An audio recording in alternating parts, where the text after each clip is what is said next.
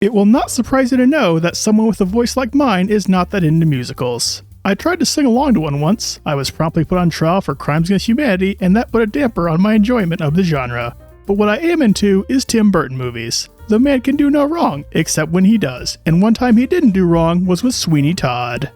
Based on the stage musical, which is based on a play, which is based on an old Penny Dreadful, Sweeny Todd is a story about a melancholy, murderous barber who hates people and loves killing them.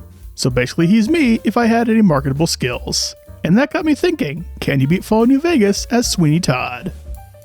I wake up, Judge Chirpin shoots me in the face, I wake up again, and lie to the doc by telling him my name is Sweeny Todd. I assign my special stats, and go with 5 strength, 5 perception, 5 endurance, 1 charisma, 9 intelligence, 6 agility, and 9 luck.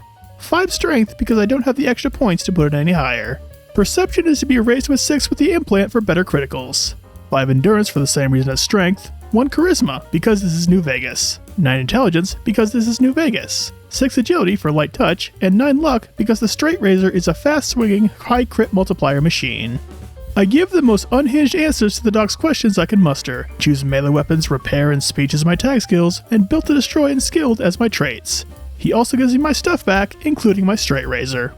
Alright, now that I'm done with my doctor's appointment, let's go over the rules for this challenge. Sweeny Todd is a barber stroke serial killer, whose weapon of choice is a straight razor, so that will be my only weapon.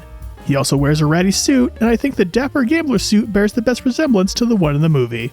Not a great resemblance, mind you, but I have to work with what I got. And finally, Sweeny Todd just fucking hates everyone, so unless I come with a more in-character alternative, all quests will be completed with maximum casualties. I used the Black Mountain shortcut to make my way to the Atomic Wrangler. The devs tried very hard to make the first act of this game linear as hell, and their best wasn't good enough. I used my main character powers to win big at blackjack, and that gets me gifted, among other things, a dapper gambler suit. Now that I'm loaded down with caps, I decide I want to meet the local populace, before I slaughter them all. To that end, I bribe my way past Pacer and talk with the king. He wants me to investigate a local bodyguard whose acts of heroics are raising the finger of suspicion. I hire the man, witness his legs get wrapped around a pole, that's not a euphemism by the way, and use the power of basic human perception to notice that the 4 guys he shot with 3 bullets are still breathing. I report this information to the king, and he has his men snatch up Oris and cook him into meat pies. His next task for me is to figure out who's been roughing up the locals.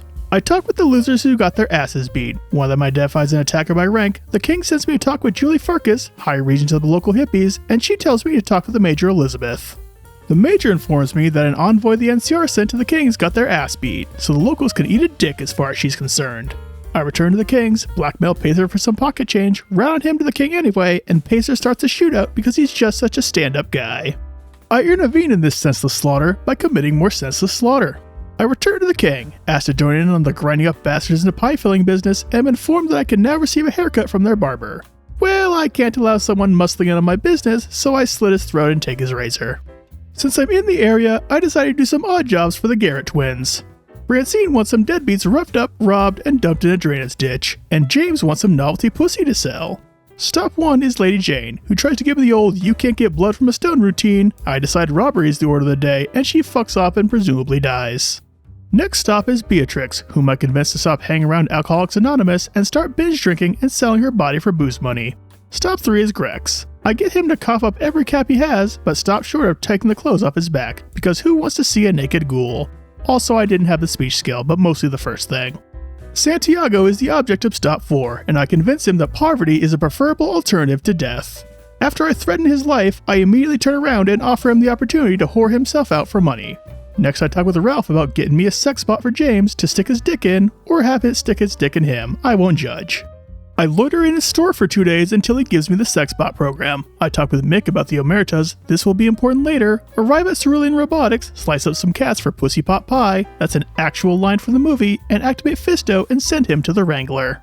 James is over the moon about his new fuck toy, and also the other prostitutes I guess, but Francine wants me to kill the guy whose work she farmed out to me. I find him on the Vegas Strip, slit his throat in front of the police robots, they don't give a shit, and I return the deadbeat's hat to Francine, who appropriately gives me a room just up the stairs. Up next, I talk with Julie Farkas about getting some local junkies sober, because the River Thames is running black with shit, and I do mean human shit, and someone has to do something about that. She points me toward the drugged up eggheads. They say that Dixon is supplying them with cheap drugs, both in the monetary sense and the these edibles ain't shit sense. So I talk with the man and we come to a mutual understanding. Just kidding, I slice his throat. With the tide of drugs in Freeside stopped forever, I convinced the jethead geniuses to stop being homeless bums and start fixing the goddamn sewer system. Only one quest left in this shithole and it involves killing people, so you bet your ass I walk myself over to the Silver Rush and ask for a job. I get equipped with body armor and a laser rifle, immediately re-equip my suit and razor, and start dealing with customers. Customer 1 comes up reeking of booze, so I tell him to take his lack of caps and shove him up his ass. Customer 2 agrees to the strip search, and after examining his entire rectum, I determine that he has no gun and let him on through. Customer 3 refuses to have his butthole fondled, so I tell him to blow it at his ass. Customer 4 doesn't pass the vibe check, opens fire, and lasts as long as you think he would. Finally, Pacer shows up, dickheads all over the place, and fucks off.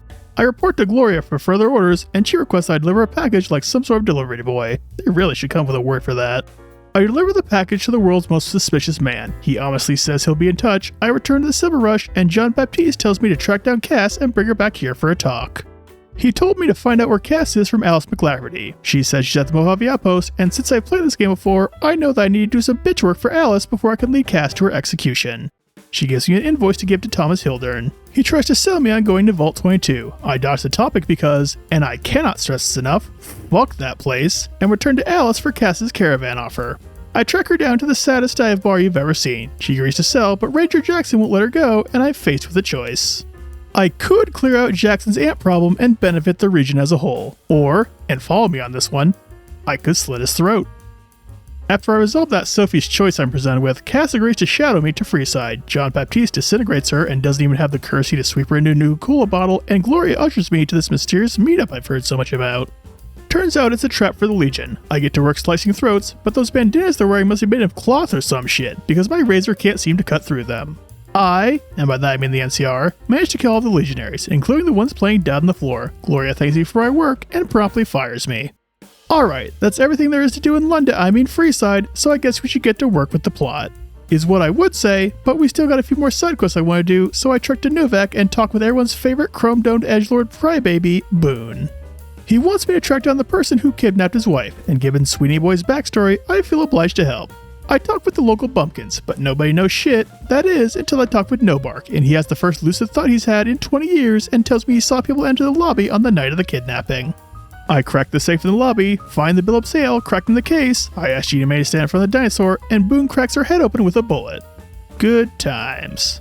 There's another opportunity for mass murder in the vicinity, so I talk with Manny Vargas about Judge Turpin, and he goes, "Oh, that guy. Yeah, I know that guy. What's my information worth to you?" I tell him it's worth about $350, and he goes, "No," and points me toward the Ripcon test site and says get rid of the ghouls. So I make my way down there, get ordered around by the raspiest motherfucker who ever did live, slice up some ferals, and talk with Willie, the cool cigarette penguin. That's cool with a K, by the way. He points me toward the nuclear pimple, Jason Bright. Nuclear. It's pronounced nuclear. He says there's demons in their basements and demands my help.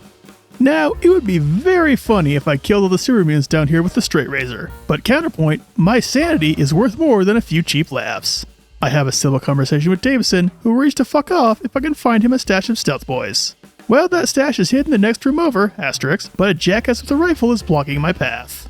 I agree to find his girlfriend, Cadaver. Slice up the jailer. Don't worry, Davison's brain is so dementia-ridden that I'm sure he won't notice. Find the bloated corpse of Harlan's girlfriend, report her demise, find out that the stealth boys are in another castle, inform Davison, and he and his pack of roided-out dementia patients fuck off.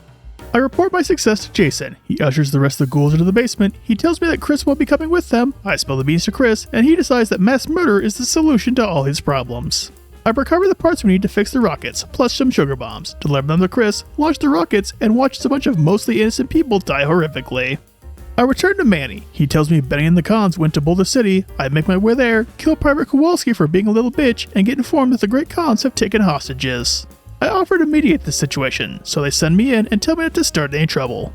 Now, I know I offered to play diplomat here, but these are the people who helped Judge Turpin shoot me in the face and steal my platinum chip. Anyway, I started blasting. After I overcrowd the local morgue, I rip the now bloodstained chairman job offer from Jessup's cold dead hands and head on over to the tops. I convince Swank that Benny is a no-good, two-time and lily-livered, weak-kneed, yellow-bellied dickweed. He sends him up to his room so I can execute him. I waste time gambling at the casino because I can't prioritize with the shit, and stab him in the throat repeatedly with the blunt end of my razor. I then discover Yes Man chilling in a sex dungeon. He fills me in on Benny's plan to take over Vegas, and I decide that's the perfect way to bring misery and death to this worthless city. I exit the tops, get the mark of Caesar from Vulpes, and walk over to Lucky 38. I use my magic poker chip to override the security, stab him through the glass so hard he explodes, bring Yes Man back to the penthouse, and he jacks himself into the mainframe and upgrades the Securitrons. Now that I have the mark of Caesar, I have one more side quest I'd like to do. I stop over at AirTech Office Park and talk with Frank Weathers. He tells me that his family were taken by the Legion while he was busy pissing his pants and running away like a little bitch. Well, I have a soft spot for people who lost their wives to degenerate authority figures, so I agree to help him out. I arrive at Cottonwood Cove and attempt to embrace my inner isekai protagonist and buy Frank's family from the slavers, but Canyon Runner won't speak to you until your business with Caesar is sorted. Now, I know what you're thinking, but Mr. Monotone, why not go full John Brown and free the slaves by force? Well, 1, I don't have the piercing stripe perk yet, so fuck that, and 2, freeing the slaves comes later. I take the raft to the fort, get all my good shit confiscated, including the platinum chip, talk with Caesar, he tells me to blow up whatever's under the fort, and gives me the platinum chip back. Quick question, how did he get that? Because the gate guard took it from me, and no one is shown ferrying the chip to Caesar, so how'd he get it? Did the Legion have a series of pneumatic tubes just out of sight? Anyway, I enter the basement, run through a barrage of laser fire, upgrade the Securitrons, die, and escape with 40% of my rectum still intact. I then return to Cottonwood Cove, convince Canyon Runner that the Weathers family will have Ligma, he sells them to me at a discount, and I inform local reprobate Frank Weathers of their location so they can be a happy family again. That's a joke, he's a horrible man. Alright, that's most of the non-story related side quests I wanted to get to, so let's go on with the main course, shall we? The first order of business is finishing off the Great Khans. I make the pilgrimage to their burnt-out shithole masquerading as a camp, the Khans allow a known enemy of them to crouch upon their dear leader with a knife, and I separate his blood from his circulatory system. After that brazen display, I embrace my inner quiet American schoolchild and commit a mass murder. I have 2 ranks of toughness in the subdermal implant at this point, so their bullets mostly just tickle me. The steady supply of stimpaks being funneled directly in my asshole also helps. Well, that's 1 pack of degenerates down, 4 to go, and since I'm in the mass murdering mood, I think I'll go after the Brotherhood of Steel next. To that end, I run over to the 188 trading post to recruit a lesbian-shaped key, abuse said key's friendship to enter her family's house, tell my new friend to eat shit and die, pickpocket the self-destruct cards from 2 of the leaders, get impatient and just murder Taggart right in front of Watkins, light the stockpile of dynamite underneath the bunker, and laugh as it blows the fuck up. Next on the chopping block is the Omertas. Now I could go back and talk with Yes Man to get dirt on the receptionist and start the quest that way, but the quest Bye Bye Love involves rescuing someone's girl from ne'er-do-wells, so I think I'll be doing that instead. I talk with a man who clearly wants to be left alone. Use the most overpowered skill in the game to get him to tell me about his problems. He informs me that the Omertas are, get this, bad people, and I offer to talk with his girlfriend for him. I talk with Joanna. She says she wants out of this shithole. I return to Carlitos. He sends me to recruit some bodyguards. I ask one of them to elucidate his beard growing technique. He refuses, very rude, and they agree to meet us in Freeside. Joanna formulates the high IQ escape plan of walk out the front door. She and some of her fellow whores casually saunter out the casino. We meet up with Carlitos in Freeside. Some Omerta thugs inform us that our plan was bad and we should feel bad. Throat sling ensues. What's his name and who gives a damn thank me, and tell me to watch out for Gachino. Good news, bitches! I once again have a weapon that I can shove my ass and smuggle into Gamora. Bad news, bitches! I plan on siding with Nero and Big Sal, so I have no use for a smuggled weapon. I ask around for Gachino and probably get told to fuck off. The big man himself shows up and demands I shut my stupid fucking face. I pickpocket his journal right in front of the bartender, show it to Big Sal, he orders a meeting, and has Gachino shot in the dick. I inquire as to what it is Gachino was supposed to be helping them with, and he heavily implies that it's killing every last motherfucker on the strip. I talk with Clendon about some bombs he's cooking up, and he requests some chlorine. Next I talk with Troik, whose guns got stolen by the local crackhead population. I track down the guns, and the fiends attempt to fend me off with some laser RCWs, but as we established in a previous video, that weapon ain't worth its weight in shit without overcharged ammo, so I put them out of my misery and take the guns. I purchased some chlorine from Ralph, the local smut dealer, and deliver these articles of murder to their respective psychopaths, get a pat on the head from Big Sal for a job well done, and convince him to buy guns from Mick and Ralph again, allowing me to obtain the Pimp Boy 3 billion, which has the best name of anything ever. I spot a sweaty-looking individual on the strip and ask him what's the matter. He tells me that Heck Gunderson is a rat bastard who deserves to be ground up and cooked into chili. I inform him that I can help with that, and he offers to pay me for this dish best served cold. I enter the Ultralux, strain every fiber of my being trying not to press the blow it out your ass button, and talk with Mr. Gunderson. He says that his son is missing, so I talk with Mortimer, and he goes, "Oh yeah, we got the little shit tied up in our basement. We were gonna cook him up into human brisket, but his dad is mad dogging us. Could you help us with that?" I agree to do so, expertly gaslight the young Gunderson, spread his blood over their hotel room, report this grisly murder, leave out the part where I committed it, and watch as the Securitron uses de-escalation tactics to peacefully arrest the elder Gunderson. I give the good news to Walter. I return to Mortimer the next day, and he says the White Gloves are now on a strict meat pie diet. Just one more tribe I need to sort out, and that's everyone's favorite group of propaganda-spewing, white picket fence-owning, trigger-happy nutjobs, the Boomers. So I give George a shave and a haircut, run through the moor barrage as if death itself isn't raining down on me, and talk with Pearl. She demands free labor from someone she just met, and I like the audacity on display, so I agree to do so. Raquel tells me that she's out of raid and requests I go step on some ants. I talk with Loyal about that, and he hands me a copy of... What the fuck? This just says insert widely disliked band's greatest hits here. Who's writing this shit? He tells me to go spit shine the solar panels while I'm at it. I do so, blow up the ants, restart the generators, report my successes to their respective parties, and I've been putting points into medicine, so thank Christ I don't have to help Jack get a girlfriend and can instead heal the injured. Pearl decides she hasn't wrung enough work out of me, so she tells me to talk to Loyal about the lady in the water. That one's not mine, I swear.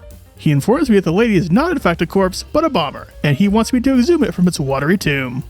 He gives me some ballast and a slap on the ass and tells me, "Go get him, Tiger." I decline to report this incident on the grounds of that's too much effort and raise the bomber to the surface. The Boomers and Emeritus have been armed, the Cons and Brotherhood have been exterminated, and the White Gloves have a new menu, so now it's time for the Legion to try and send President Kimball's brains into the stratosphere. I arrive at Hoover Dam, Ranger Grant gives a hero's welcome to some jackass who's barely done anything for the NCR, and I get to work investigating the place for anything out of place. I find a pool of blood and use my powers of observation to deduce that one of their engineers is an imposter. I decline to report this to Grant, mostly because that's not an option, but there are other reasons. I instead wait beside the designated sniper hole and stand around while the real sniper does my job for me. I report this cataclysmic failure to security, and the president gets out safe and sound. One last stop before endgame, so I start for the El Dorado substation when I'm ambushed by some Legion assassins. I attempt to face them head on, and that goes about as well as you'd expect. Reloading, this time I lead them to the substation, causing a battle to break out and give me a golden opportunity to sneak into the substation and install the chip. We finally make it to the Battle for Hoover Dam, and it goes pretty much like you're imagining. I heroically cower behind some sandbags and wait for my Securitrons to disintegrate the enemy. I then use my newly acquired Piercing Strike perk to cut down the innocent soldiers guarding the dam controls. I then jack Yes Man into the dam, fire up the Securitrons over at the fort, watch as they ruthlessly slaughter the remaining legionaries, and confront the Legate. I goad him into a 1v1 and am promptly reminded that I forgot to take either Super Slam or the Stonewall perk. Winners don't do drugs, the old arcade machine said. Well, I say nuts to that and down all of the turbo, allowing me to overcome the Beast of the East. Finally, I encounter Oliver, and it appears that his balls are bigger than his brain, as he genuinely thinks he can take down my Securitron army. I teach him the error of his ways, talk with Yes Man, and prove yes, you can beat Fallout New Vegas as Sweeny Todd. This might be the most fun I've ever had playing a challenge. It had just the right ratio of challenge, role-playing, and psychopathy that I crave from these things. Anyway, thank you all so much for watching. Please like, comment, and subscribe if you haven't already. My name is Mr. Monto96, and I'll see y'all later.